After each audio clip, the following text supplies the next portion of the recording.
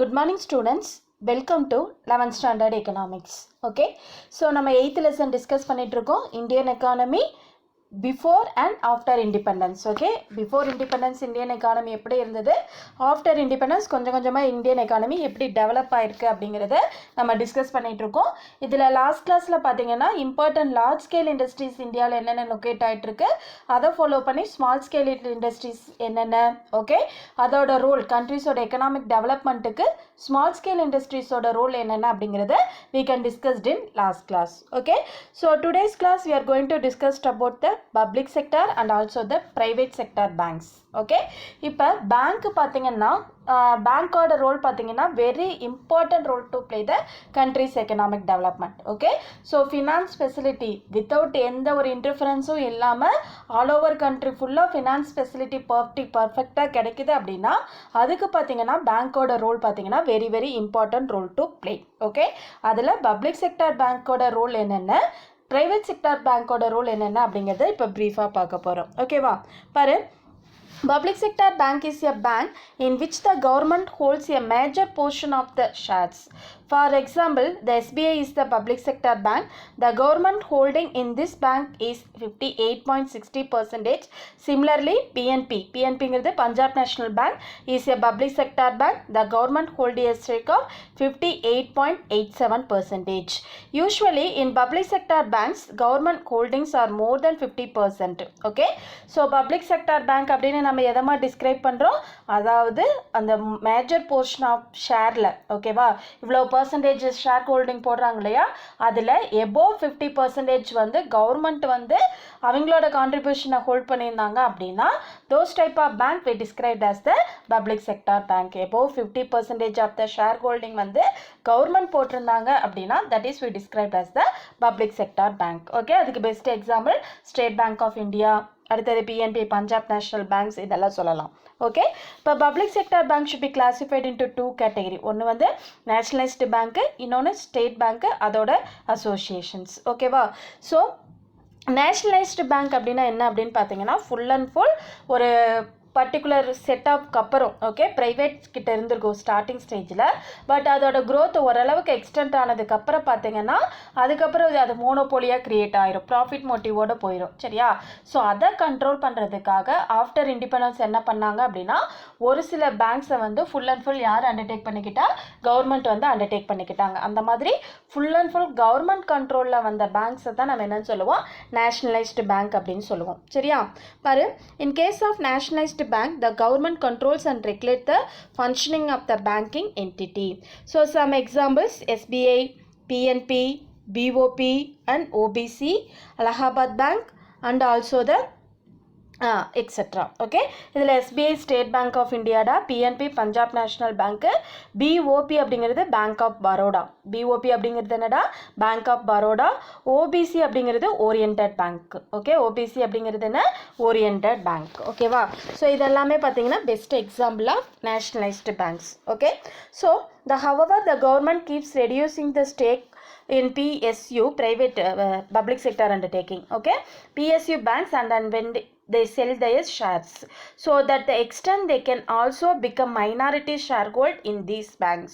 So this is accordance with the privatization policy. Okay va, so இதோட majority of the இது எங்கே யார்கிட்டமா இருக்கும், இதில் சிம்பிளாக நீ தெரிஞ்சுக்க வேண்டியது என்ன அப்படின்னு பார்த்தீங்கன்னா கவர்மெண்ட்டோட ஷேர் ஹோல்டு வந்து எபோவ் 50% இருந்தது அப்படின்னா அந்த பேங்க்கை நம்ம என்னன்னு சொல்லுவோம், பப்ளிக் செக்டார் பேங்க் அப்படின்னு சொல்லுவோம். சரியா, ஸோ அடுத்தது பாரு ப்ரைவேட் செக்டார் பேங்க்ஸ். ஓகே, இதில் பார்த்தீங்கன்னா in these banks most of the equity is owned by private bodies, corporation, institution or individual rather than government. Okay, கவர்மெண்ட்டை தவிர அதர் இன்ஸ்டிடியூஷனோ அதர் இண்டிவிஜுவல்ஸோ இல்லை அதர் ப்ரைவேட் பாடிஸோ இல்லை கார்பரேஷனோ major portion of the share holder போட்டிருந்தாங்க அப்படின்னா those type of bank we described as the private sector banks. Okay, so these banks are managed and controlled by private promoters. இதோட control யாரை வச்சுப்பாங்க, private control. Okay, of the total banking industry in India public sector bank constitutes 72.9% share while the rest cover the private players. Okay, nearly 72 to 73% பார்த்தீங்கன்னா full and full public sector தான், remaining percentage only private hand. Okay வா, so In terms of the number of banks, there are 20 தங்க இது very important underline பண்ணிக்கோங்க. There are 27 public sector bank and 22 private sector bank. ஓகேவா? So டோட்டலாக எவ்வளோ number of bank இருக்குடா, அதில் 27 வந்து பப்ளிக் செக்டர் அண்டர்டேக்கிங்கும் 22 பார்த்தீங்கன்னா private sector bank. Okay, so as part of its differentiated banking regime, RBI, the apex banking body, have given license to the payments bank and small finance banks, etc. So this is an attempt to boost the government financial inclusion drive. ஓகேவா? So அதை நல்லா கவனிச்சுக்கோங்கடா. நம்ம இந்தியாவை பொறுத்த வரைக்கும் அப்பெக்ஸ்னு என்னமா உச்ச வரம்பு அப்படின்னு சொல்லுவோம் இல்லையா, ஹையஸ்ட் அத்தாரிட்டி. இந்தியாவை பொறுத்த வரைக்கும் பேங்கிங் சிஸ்டத்தில் ஹையஸ்ட் அத்தாரிட்டி எது அப்படின்னு பார்த்தீங்கன்னா ஆர்பிஐ. அதனால தான் அது பேங்கர்ஸ் பேங்க், சென்ட்ரல் பேங்க் அந்த மாதிரியெல்லாம் டிஸ்கிரைப் பண்ணுறோம், Reserve Bank of India. Okay, so இதுதான் பார்த்தீங்கன்னா ஹையஸ்ட் அப்பெக்ஸ் அத்தாரிட்டி. ஹோல் கண்ட்ரியோட ஃபினான்ஸ் மேனேஜ்மெண்ட்டு யாரோட கையில் இருக்கும் அப்படின்னு பார்த்தீங்கன்னா ஆர்பிஐ கிட்ட தான். சரியா? ஸோ கவர்மெண்ட்டோட ஃபினான்ஷியல் நீட்ஸை கூட ஃபுல்ஃபில் பண்ணுறது யார் அப்படின்னு பார்த்தீங்கன்னா யார்? ஆர்பிஐ தான். Okay, so as a result Airtel payment bank and Paytm bank payment bank limited have come up. How far these banks would help the poor people is not known. ஓகேவா? So இப்போ ரீசெண்டாக பார்த்தீங்கன்னா இந்த மாதிரி payment பேங்க்கெல்லாம் பார்த்தீங்கன்னா very famous, but poor பீப்புளுக்கு அதெல்லாம் இன்னமும் அவ்வளோ ரீச் ஆச்சு அப்படிங்கிறது that should be a question mark only. Okay, so important top 10 private sector banks என்னென்னு கொடுத்துருக்காங்க தாங்க, அதெல்லாம் பார்த்துக்கோ. KVB, Karur Vysya bank, federal bank, ING bank, industrial bank, ICI, HDFC, okay, J N K, Axis, இதெல்லாம் பார்த்தீங்கன்னா எஸ் பேங்க்கு. இதெல்லாம் very important private sector banks. ஓகேவா? அடுத்தது இந்த சைடு பார்த்தீங்கன்னா IDBI, industrial development Bank of India, State Bank. இதோட குரூப்பை தான் நம்ம என்ன சொல்லுவோம், நம்ம பப்ளிக் செக்டார் பேங்க்கில் அனதர் கேட்டகரி அப்படின்னு சொல்லுவோம். சரியா? ஸோ இதெல்லாம் important public sector banks. Okay, அடுத்தது பாரு, nationalisation of banks. Okay, nationalisation என்னமா சொல்லியிருக்கேன், ஆஃப்டர் இண்டிபெண்டன்ஸ் ப்ரைவேட் செக்டார்கிட்டேயே இருந்தது அப்படின்னா அவங்களோட மெயின் மோட்டிவ் எதில் போயிடும், ப்ராஃபிட் மோட்டிவில் போயிடும். சரியா?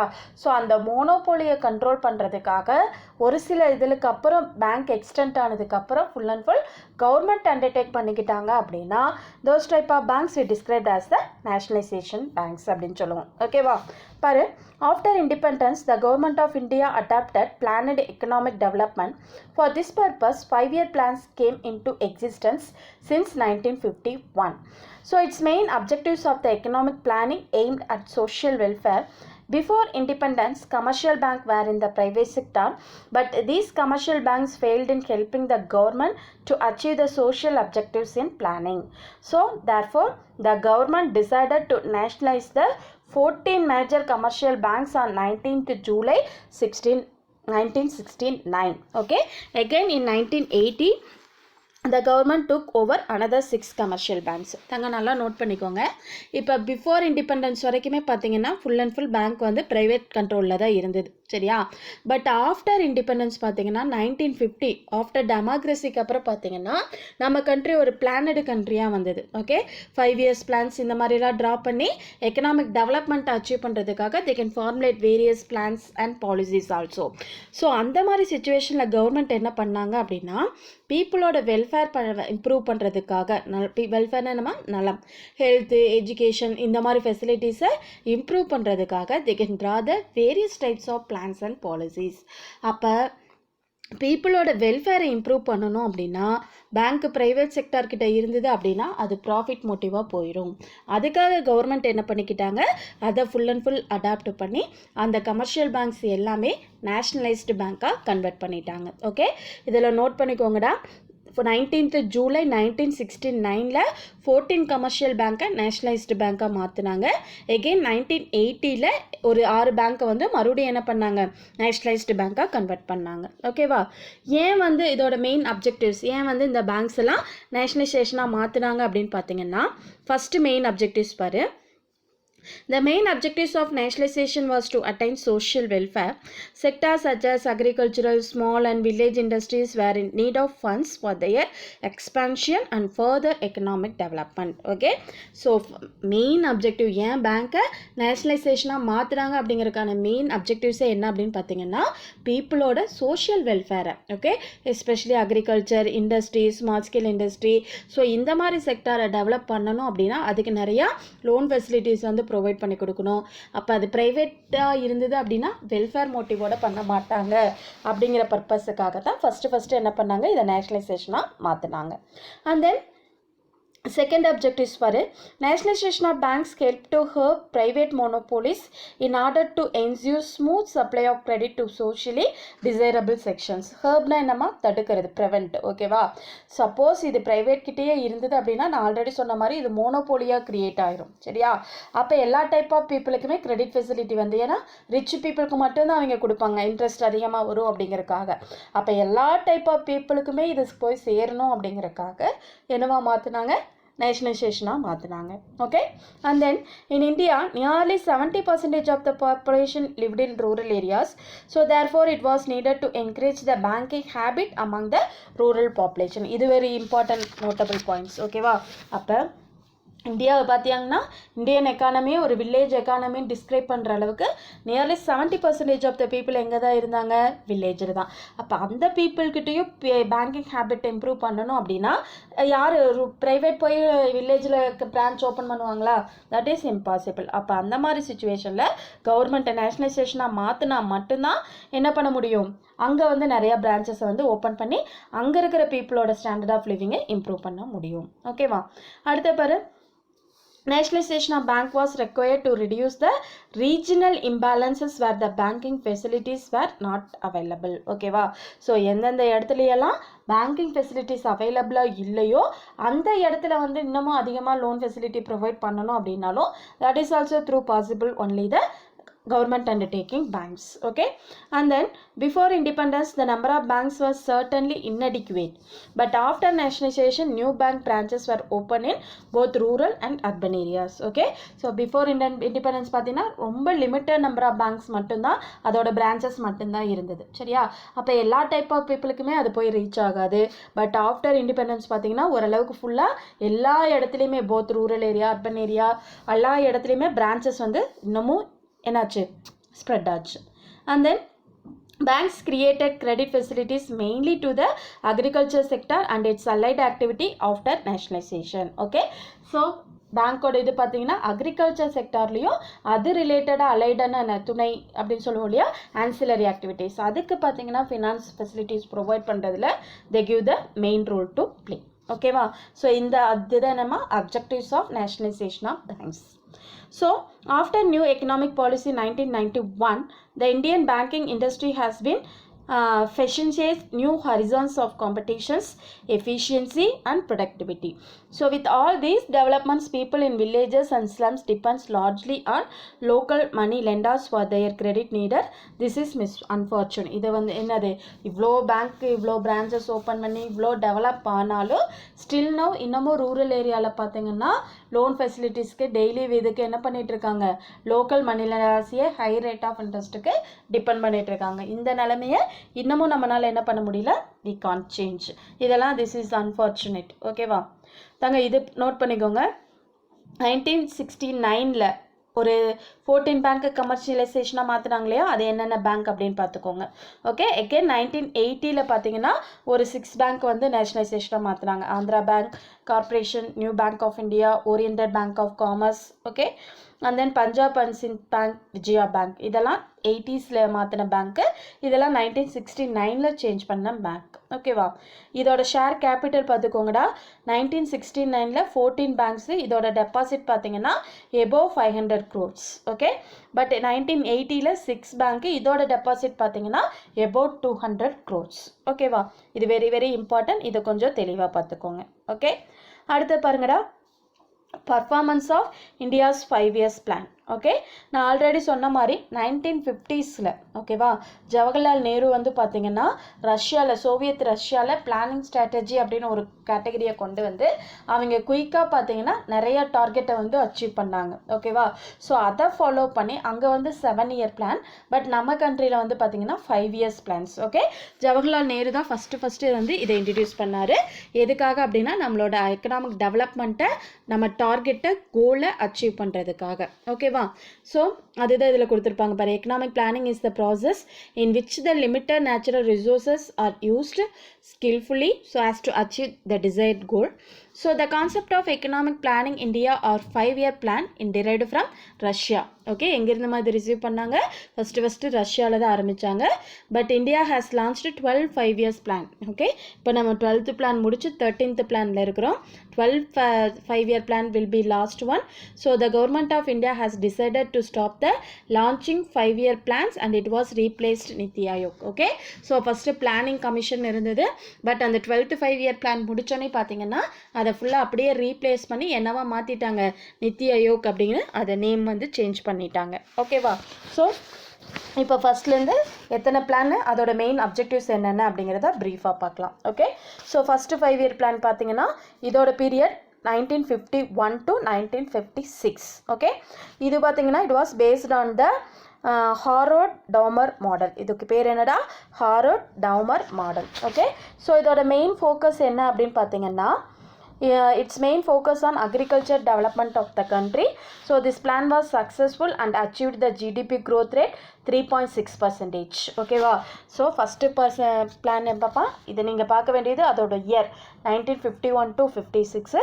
இதோட மெயின் ஃபோக்கஸ் என்ன அப்படின்னா அக்ரிகல்ச்சரை டெவலப் பண்ணணும், இதுதான் மெயின் ஃபோர்ஸ். ஓகேவா, ஸோ இதோட டார்கெட் பார்த்தீங்கன்னா 3.6ன்னு என்னது டார்கெட் ஃபிக்ஸ் பண்ணியிருந்தாங்க. டார்கெட் லெவலை விட அதிகமாகவே அச்சீவ் பண்ணிட்டோம். So this plan is successful one, first 5-year plan. Okay, and second 5-year plan பார்த்தீங்கன்னா இதோட period 56 to 61. It was based on the PC Mahalanobis model. இது வந்து மஹலானிபோஸ் அப்படிங்கிற மஹலனோபிஸ் அவரோட பேர். ஓகேவா, ஸோ அவர் வந்து இது ட்ரா பண்ணனால இந்த மாடலுக்கு பேரே என்னது, மஹலனோபிஸ் மாடல். ஓகே, ஸோ இதோட மெயின் ஃபோக்கஸ் என்ன அப்படின்னு பார்த்தீங்கன்னா இண்டஸ்ட்ரியை டெவலப் பண்ணணும். Okay, so industrial development is the main focus on the second 5-year plan. Okay, இதோட பிளான் டார்கெட் வந்து பார்த்தீங்கன்னா 4.1, பட் இதையும் நம்ம என்ன பண்ணிட்டோம், வி கேன் அச்சீவ் சக்ஸஸ்ஃபுல்லி. அப்போ இதுவும் என்னமா சக்ஸஸ்ஃபுல் பிளான். அடுத்த தேர்ட் பிளான் பார்த்தீங்கன்னா this plan was called as Gadgil Yojana. Okay, இதுக்கு என்னடா பேர், காட்கில் யோஜனா. ஓகே, இதோட மெயின் டார்கெட் பார்த்தீங்கன்னா the economy independent and to reach self propelled position or lake off. ஓகேவா, அதாவது செல்ஃப் ப்ரொபோல்னா என்னமா ஒரு முன்னோடியாக இருக்கிறது அந்த மாதிரி. ஓகே, ஸோ இன்னும் சிம்பிளாக சொல்லணும் அப்படின்னா செல்ஃப் சஃபிஷியன்சியை நம்ம யார் எதுக்கும் எஸ்பெஷலி ஃபுட்டுக்காகவோ மற்ற ஐட்டத்துக்காகவோ மற்ற கண்ட்ரிஸை டிபெண்ட் பண்ணி இருக்காமல் இந்த செல்ஃப் ரிலையன்ஸ் அப்படிங்கிற ஒரு கான்செப்டை அச்சீவ் பண்ணணும் அப்படிங்கிறது தான் இதோட மெயின் ஃபோக்கஸ் அப்படின்னு சொல்லலாம். ஓகே, பட் இது வந்து ஒரு failure plan due to Indo China war அப்போ நடந்ததுனால இந்த பிளானோட டார்கெட் 5.6 வந்து அச்சீவ் பண்ண முடியல. ஓகேவா, ஸோ இது வந்து ஒரு ஃபெயிலியர் பிளான் அப்படின்னு சொல்லலாம். ஓகே, ஸோ இடையில இண்டோ சைனா வார் வந்ததுனால பிளான் ஹாலிடேன்னு ஒரு 3 years வந்து இதை இம்ப்ளிமெண்ட் பண்ணாங்க. ஆனுவல் பிளானாக வந்து இதில் கொண்டு வந்தாங்க. ஓகே, அந்த பிளான் ஹாலிடே என்னன்னு பார்த்தீங்கன்னா 1966லேருந்து 1969 வரைக்கும் பார்த்தீங்கன்னா 5 years பிளான் எதுவுமே லான்ச் பண்ணல. ஓகேவா, அது எதனால் அப்படின்னு பார்த்தீங்கன்னா இண்டோ பாகிஸ்தான் வார்னால. ஓகே, பாரு, the main reason behind the plan holiday was the Indo-Pakistan war and failure of third plan. So during this period annual plans were made and equal priority was given to agriculture and its allied sector and industry sector. Okay, அப்போ 1966 to 69 பீரியடை நம்ம plan holiday அப்படின்னு சொல்லுவோம். ஏன்னு பார்த்தீங்கன்னா அப்போ Indo Pakistan வார் நடந்தது. Third 5-year பிளானும் failure ஆனனால ஒரு 3 ஆனுவல் பிளானாக 66 to 67, 68, 69 இந்த 3 வருஷத்துக்கும் ஒரு 3 ஆனுவல் பிளான்ஸாக வந்து ட்ரா பண்ணாங்க. சரியா, ஸோ அதில் எல்லாத்துக்குமே ஈக்குவல் இம்பார்ட்டன்ஸ், அக்ரிகல்ச்சர் அது அலைடு இண்டஸ்ட்ரீஸ் எல்லாத்துக்குமே ஈக்குவல் இம்பார்ட்டன்ஸ் கொடுத்தாங்க. ஓகேவா, அடுத்து பார்த்தீங்கன்னா 4th பிளான். இதோட பீரியட் 69 to 74. ஓகே, ஸோ இதோட மெயின் அப்ஜெக்டிவ்ஸ், 2 மெயின் அப்ஜெக்டிவ்ஸ் இருக்குது. ஒன்று growth with stability and progressive achievement of self reliance. Okay, கண்ட்ரிஸோட க்ரோத் வந்து ஒரு ஸ்டேபிள் க்ரோத், ஸ்டேபிள்னா என்னமா ஒரு கான்ஸ்டன்ட் க்ரோத்தாக கொண்டு போகணும். அண்ட் தென் செல்ஃப் ரிலையன்ஸ்னா என்னமா தன்னிறைவு அடைதல் அப்படின்னு சொல்லுவோம் இல்லையா, நமக்கு தேவையானதை நம்ம அச்சீவ் பண்ணணும் அப்படிங்கிற கான்செப்டை ரீச் பண்ணணும். ஓகே, பட் இதோட இந்த பிளான் ஃபெயிலியர் தான். இதோட டார்கெட் பார்த்தீங்கன்னா 5.7, பட் நம்ம ஆக்சுவலாக அச்சீவ் பண்ணது ஒன்லி 3.3. ஓகே, அதை ஃபாலோ பண்ணி 5th 5-year பிளானோட பீரியட் பார்த்தீங்கன்னா 74 to 79. இதோட டாப் ப்ரையாரிட்டி பார்த்தீங்கன்னா அக்ரிகல்ச்சர், இண்டஸ்ட்ரி அண்ட் மைனிங், இந்த மூணுக்கும் இதில் இம்பார்ட்டன்ஸ் கொடுத்தாங்க. பட் இது வந்து ஒரு ஓவரால் சக்ஸஸ்ஃபுல். இதோட டார்கெட் பார்த்தீங்கன்னா 4.4, பட் நம்ம அச்சீவ் பண்ண ரேட் பார்த்தீங்கன்னா 4.8. ஓகேவா, but the draft of this plan was prepared and launched by DP Dhar. This plan was terminated in 1978. Okay, so இந்த பிளான் ட்ராப் பண்ணது டிபி தார் அப்படிங்கிறவர். பட் ஒரு சில ரீசன்ஸ்க்காக இது என்னாச்சு அப்படின்னா டெர்மினேட்னு நம்ம ட்ராப் அவுட் பண்ணிட்டாங்க, இடையில வந்து நிறுத்திட்டாங்க. 1978 ஃபுல்லாக வந்து இந்த பிளான் வந்து இம்ப்ளிமெண்ட் பண்ண முடியல. ஓகேவா, அப்போ அந்த இடையில அந்த 1 year இருக்கு இல்லையா, அப்போ ஒரு ரோலிங் பிளான் அப்படின்னு ஒரு ஆனுவல் பிளான் வந்து கொண்டு வந்தாங்க. Okay, so this plan was started with the annual plan 1978 to 79 and as continuation of the terminated 5th plan. அந்த 5th பிளானோட கண்டினியூஸ் அப்படியே கொண்டு வந்து 1 year annual பிளானாக கன்வெர்ட் பண்ணிட்டாங்க. ஓகேவா, அடுத்த பாரு 6th 5-year plan. 6th 5-year plan period என்ன தங்கும் 80 to 85. ஓகே, இதோட மெயின் அப்ஜெக்டிவ்ஸ் இது வெரி வெரி இம்பார்ட்டன்ட், நோட் பண்ணிக்கோங்க. Poverty eradication, technological self reliance, இதுதான் main objectives of the 6th 5-year plan. ஓகேவா, இந்த பாவர்ட்டி எராடிகேஷன் அப்படிங்கிறது ஹிந்தியில் அப்போ ஒரு வேர்டு வந்து இதோட மோட்டோவாக கொண்டாந்தாங்க. ஓகே, ஹரிபி ஹெட்டோட்டோ அப்படிங்கிறது. ஓகே, ஹரிபி ஹேட்டோ அப்படிங்கிறது. ஓகேவா, அப்படின்னா என்ன அப்படின்னா பாவர்ட்டியை ஃபுல்லாக ரிமூவ் பண்ணணும் அப்படிங்கிறது தான் main focus of the 6th 5-year plan. அப்போ அதோட மோட்டோ என்னவா இருந்தது, ஹரிபி ஹட்டோ. ஓகே, ஹட்டோவோ அப்படிங்கிறது. ஓகேவா, இது வந்து பார்த்தீங்கன்னா இன்வெஸ்ட்மெண்ட் யோஜனா, இது எதை பேஸ் பண்ணி இருக்கும் அப்படின்னு பார்த்தீங்கன்னா இன்வெஸ்ட்மெண்ட் யோஜனா. இதோட growth டார்கெட் வந்து 5.2, பட் அச்சீவ்டு பார்த்தீங்கன்னா 5.7. அப்போ இதுவும் என்னதான் ஒரு சக்ஸஸ்ஃபுல் பிளான். ஓகே, அடுத்தது 7th பிளான். இதோட பீரியட் பார்த்தீங்கன்னா 85 to 90. இதோட மெயின் அப்ஜெக்டிவ்ஸ் பார்த்தீங்கன்னா establishment of self sufficient economy and opportunities for productive employment. Okay, இதுவும் என்னதான் நம்ம கண்ட்ரியோட செல்ஃப் ரிலையன்ஸை, செல்ஃப் சஃபிஷியன்சியை இன்னமும் இம்ப்ரூவ் பண்ணணும். At the same time employment வந்து ப்ரொடக்டிவ் எம்ப்ளாய்மெண்ட்டாக க்ரியேட் பண்ணணும். மறுபடியும் ப்ரொடக்டிவ்னா என்ன, அதுலேருந்து இன்னொன்று க்ரியேட் பண்ணணும், அதுலேருந்து இன்னொன்று க்ரியேட் பண்ணணும், அந்த மாதிரி ப்ரொடக்டிவ் எம்ப்ளாய்மெண்ட்டாக க்ரியேட் பண்ணணும் அப்படிங்கிறதான் main motive of this plan. Okay, this plan only first time due to the pressure of private sector, the private sector got the priority over the public sector. இதில் தான் first என்ன கொண்டு வந்தாங்க, public செக்டாரை விட private செக்டாருக்கு அதிகமாக importance கொண்டு வந்த period. Okay, so இதோட டார்கெட் வந்து 5.0, பட் அச்சீவ் பண்ணது 6.0. ஓகேவா, இதுவும் சக்ஸஸ்ஃபுல் பிளான் தான். ஓகே, ஸோ அதுக்கப்புறம் ஆஃப்டர் 7th பிளான் பார்த்தீங்கன்னா ஒரு ஆனுவல் பிளான் ட்ராப் பண்ணிவிட்டு அதுக்கப்புறம் 8th பிளான் வந்து ஸ்டார்ட் பண்ணாங்க. Okay, so 8th 5-year plan would not take place due to the volatile period. Volatileனா என்னமா ஒரு நிலையற்ற அப்படின்னு சொல்லுவாங்க இல்லையா, பொலிட்டிக்கல் சுச்சுவேஷன் வந்து அப்போ கரெக்டாக இல்லாதனால அந்த பிளானை வந்து ட்ராப் அவுட் பண்ணிவிட்டு 2 annual ப்ரோக்ராம்ஸாக கொண்டு வந்தாங்க. 1990 to 91, 91 to 92. ஓகேவா, ஸோ volatile பொலிட்டிக்கல்னா என்னமா ஒரு நிலையற்ற பொலிட்டிக்கல் சுச்சுவேஷன். ஓகே, அடுத்தது பாரு 8th 5-year பிளான். இது பார்த்தீங்கன்னா in this plan the top priority was given to the development of human resources. Okay, so human ரிசோர்ஸஸை பீப்புளோட employment, education, public health, so இதெல்லாம் டெவலப் பண்ணணும் அப்படிங்கிறதுக்காக கொண்டு வந்த பிளான் வந்து பார்த்தீங்கன்னா 8th 5-year பிளான். ஓகேவா, ஸோ இந்த பிளானில் தான் நம்ம 1991 பார்த்தோம் இல்லையா, நியூ எக்கனாமிக் பாலிசி வந்து இன்ட்ரடியூஸ் பண்ணாங்க, liberalisation, privatization and also the globalization. Okay, but in this plan also successful.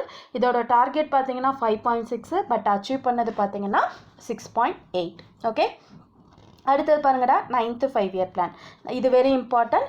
இதோட மெயின் ஃபோக்கஸ் பார்த்தீங்கன்னா growth with justice and equity. Okay, so கண்ட்ரிஸோட எக்கனாமிக் growth எப்படி இருக்கணும், ஜஸ்டிஸ் மாரலாக இருக்கணும், நீதி நேர்மை அந்த மாதிரி மாரலோட வித் ஈக்விட்டியோட இம்ப்ரூவ் ஆகணும், growth இருக்கணும் அப்படிங்கிறது. ஓகேவா, பட் இது வந்து பார்த்தீங்கன்னா ஒரு ஃபெயில்டு பிளான். இதோட டார்கெட் பார்த்தீங்கன்னா 7% வச்சாங்க, பட் அச்சீவ் பண்ணது பார்த்தீங்கன்னா ஒன்லி 5.6%. ஓகே, அடுத்தது பாருங்கடா 10th பிளான். இதோட பீரியட் 2002 to 2007. இதோட மெயின் மோட்டிவ் என்ன அப்படின்னு பார்த்தீங்கன்னா நெக்ஸ்ட் 10 இயர்ஸில் பெர் கேபிட்டல் இன்கம்மை வந்து டபுளாக இன்க்ரீஸ் பண்ணணும் அப்படிங்கிறது தான் மெயின் ஃபோக்கஸ். ஓகே, அதுவும் இல்லாமல் it reduce the poverty ratio 2012குள்ளே 15% பாவர்ட்டி ரேஷியோவை வந்து ரெடியூஸ் பண்ணியிருக்கணும் அப்படிங்கிறது. ஓகேவா, இதோட டார்கெட் வந்து பார்த்தீங்கன்னா 8%, பட் அச்சீவ் பண்ணது only 7.2%. Okay, so this plan also என்னது அன்சக்ஸஸ்ஃபுல் ஒன். அடுத்தது 11th 5-year பிளான். இதோட பிளான் பீரியட் பார்த்தீங்கன்னா 2007 to 2012. இதோட main motive faster and more inclusive growth. Okay, so கண்ட்ரிஸோட எக்கனாமிக் க்ரோத்தை ஃபாஸ்ட்டாக ரீச் பண்ணணும், at the same time inclusive growth, கான்ஸ்டன்ட்டான ஒரு எல்லாத்தையும் உள்ளடக்கிய ஒரு க்ரோத்தாக இருக்கணும் அப்படிங்கிறதா இதோட மெயின் ஃபோக்கஸ். ஓகே, பட் இதோட டார்கெட் பார்த்தீங்கன்னா 8.1, but we can actually achieve பண்ணது ஒன்லி 7.9%. ஓகே, அடுத்து பாருங்கடா 12th 5-year பிளான். இதோட மெயின் தீம் பார்த்தீங்கன்னா faster more inclusive and sustainable growth. ஓகேவா, இது very very important. Economic க்ரோத்தை reach பண்ணணும், எல்லாத்தையும் உள்ளடக்கியதாக இருக்கணும், அட் த சேம் டைம் ஒரு சஸ்டைனபிள் என்னமா நிலையான ஒரு க்ரோத்தாக இருக்கணும் அப்படிங்கிறது தான் அதோட மெயின் ஃபோக்கஸ். ஓகே, இதோட க்ரோத் டார்கெட் பார்த்தீங்கன்னா 8%. Okay, so here it can be concluded that since the Indian independence, the 5-year plans of India played a very prominent role in the country's economic development, but these plans had guided the government as to how it should utilize scarce resources so that maximum benefits can be gained. So it is worthy to mention here that Indian government adopted the concept of 5 years plans from Russia. Okay, நான் already சொன்ன மாதிரி இந்த ரஷ்யாவிலேருந்து தான் இந்த 5-year plan ஸ்ட்ராட்டஜியை இந்தியாவிலையும் introduce பண்ணாங்க. So after independence கண்ட்ரிஸோட economic growth and டெவலப்மெண்ட்டுக்கு பார்த்தீங்கன்னா இந்த பிளானிங் அப்படிங்கிற ஒரு கான்செப்ட் வந்து very very very important role to play. Okay, கொஞ்சம் கொஞ்சமாக கண்ட்ரிஸோட எக்கனாமிக் டெவலப்மெண்ட் இருக்கிற ஸ்கேர்ஸ் மெட்டீரியலை வச்சு, ஸ்கேர்ஸ் ரிசோர்ஸஸை வச்சு அதை மேக்ஸிமம் யூட்டிலைஸ் பண்ணி how we can get the economic growth and development அப்படிங்கிறத நம்ம எதில் மூலமாக ரீச் பண்ணோம் அப்படின்னா இந்த 5 years பிளானிங் மூலமாக தான் ரீச் பண்ணோம். ஓகேவா, ஸோ இதுதான் இம்பார்ட்டன்ட் 12 5 years பிளான்ஸ், அதோட டார்கெட். ஓகே, ஸோ இன்னைக்கு கிளாஸில் என்னென்னடா பார்த்தோம், private sector bank, public sector bank பார்த்தோம், ஏன் வந்து அதை நேஷ்னலைசேஷனாக மாற்றினாங்க அப்படின்னு பார்த்தோம், அதை ஃபாலோ பண்ணி 5 years பிளான்ஸ் இன் இந்தியாங்கிற கான்செப்டை டிஸ்கஸ் பண்ணோம். ஆர் யூ கிளியர் தங்கம்? தேங்க்யூம்மா.